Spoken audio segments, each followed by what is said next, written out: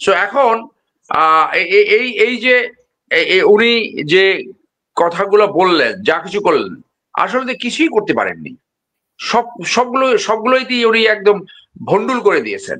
তো সেইখানে আর্টিকেল 70-এর উপরে যে একটা কি, সেখানে কোন রাজনৈতিক দলের কি অবস্থা, প্রধানমন্ত্রীর টার্ম কতটা, কয় টার্ম হবে, প্রধানমন্ত্রী এবং রাষ্ট্রপতির ক্ষমতার ব্যালেন্সটা কিভাবে নির্ধারণ হবে, এবং সবচেয়ে বড় সংস্কার দরকার ছিল রাজনৈতিক দলের নামে যে লুটেরা তন্ত্র একটা কালচার সৃষ্টি হয়েছে।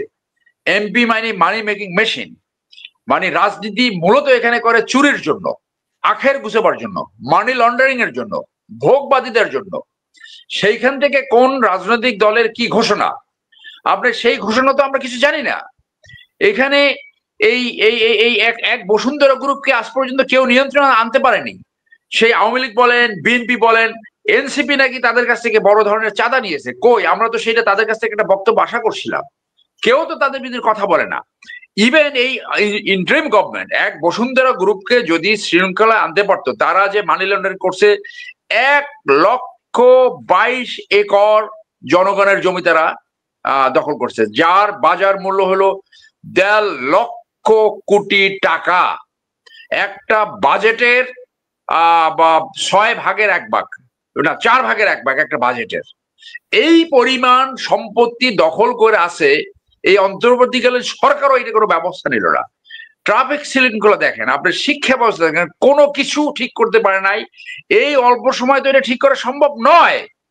আমি শুরুতে একটা আশাবাদ ব্যক্ত করেছিলাম 5ই আগস্টের পরে, যে সমস্ত দলগুলোকে আস্থায় নিয়ে তারা যদি 10 বছর কন্টিনিউ করতো, তাহলে রাষ্ট্রটাকে একটা জায়গায় নেওয়া যেত।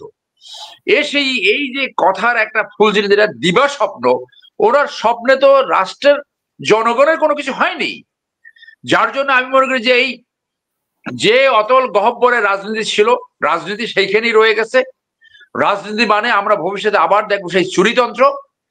এমপি হওয়ার জন্য কিছু লোক ভিক্ষুকের মতো পদলেহনকারী করে, ভিক্ষুকের মতো যে তাকাইয়া থাকে। কারণ কি, ভবিষ্যতে তারা চুরি করবে, ভবিষ্যতে তারা ডাকাতি করবে, ভবিষ্যতে পাপুল টাইপ হবে, যে এখন কুয়েতে জেল খাটছে। আপনি এই কোনো ভালো ঘোষণা শুনতে পাচ্ছেন? সবাই এমপি হতে চায় কেন? কারণ এমপি হইলে খয়রাতির বাচ্চা, ভিক্ষুকের বাচ্চা, সন্ত্রাসী, লুটেরা সবাই কোটিপতি হতে পারে, 1000 কোটি টাকার মালিক হতে পারে। সেই ব্যাপারে রাজনৈতিক দলগুলোর অবস্থান কি? তো আপনি যারা যে সমস্ত রাজনৈতিক দল নেতা কর্মী নিয়ন্ত্রণ করতে পারে না, তো তারা কিভাবে সুশাসন ন্যায় বিচার আনবে, সেই জবাবদিহিতা দরকার ছিল। আপনি আওয়ামী লীগের একটা পলিসি ছিল কি 2009-তে এসে, যে তাদের নেতা কর্মীরা অল্প একটু লুটপাট করবে, কারণ তারা অনেক সাফার করেছে, তারা একটু পয়সা বানাক, এইটা একটু ইগনোর করতে হবে। তো সুশাসন ন্যায় বিচারে এরকম তো ডিমার্কেশন করা যায় না যে কতটুকু লুটপাট করবে এবার থেমে যাবে। তো সেইটা দেখেন, আপনি বিএনপির 3-4 জন নেতার কথা এখানে লিক হয়েছে। সেখানে বানুরীপুরের এক নেতা, আমার সাথে খুব ভালো সম্পর্ক, শরফুদ্দিন সাহেব, উনি বললেন আমরা একটু অ্যালাউ করছি ইয়ে করতে, আর অনেকে বলছে একটু তোমরা একটু কম কম খাও। এ তো এক্স্যাক্টলি আওয়ামী লীগের পলিসি। আওয়ামী লীগ যেটা 2009-এ শুরু করেছিল, যে তোমরা একটু একটু টাকা পয়সা বানাও, তারপরে তারা সুশাসনে আসবে, ন্যায্যতা আসবে। সুশাসন এবং ন্যায্যতার মাপকাঠিতে এইটা তো কোনোভাবে অ্যালাউ করা যায় না যে তৃণমূল নেতাকর্মীরা প্রথমে একটু একটু দুর্নীতি করবে, একটু একটু চাঁদাবাজ করবে, পরে তারা থেমে যাবে। কারণ ওই যে একটু একটু দুর্নীতি এবং চাঁদাবাজ, ওখান থেকে কিন্তু এই মাফিয়া তন্ত্র, এই লুটেরা তন্ত্র সৃষ্টি হয়। এইটাকে কোনো দল আজ পর্যন্ত থামাতে পারে নাই, এবং আপনি লিখে রাখেন বিএনপিও পারবে না। বিএনপির যে তৃণমূলকে বলা হতো যে দল তারা টিকে রাখছে, সেই তৃণমূলই এখন বিএনপির সামনে বড় বোঝা হিসেবে আবির্ভূত হবে ভবিষ্যতে। এইটা একেবারে নিশ্চিত, অলমোস্ট নিশ্চিত।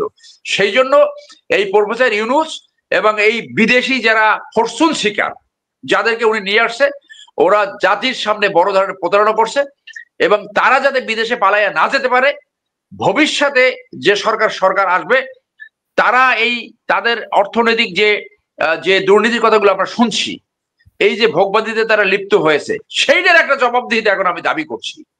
যে যারা এখানে অন্তর্বর্তী সরকারে ছিল, তাদের ফিনান্সিয়াল কন্ডিশনস, তাদের যে ট্যাক্স ফাইল, সেই ট্যাক্স ফাইলে দায়িত্ব নেওয়ার আগে কি ছিল এবং দায়িত্ব থেকে সরে যাওয়ার সময় কি সম্পত্তি, কোথায় কি সম্পত্তি করছে, কোথায় কি মানি লন্ডারিং করছে, সেইটা এখন এই দেশের নাগরিক হিসেবে আমি জানতে চাই।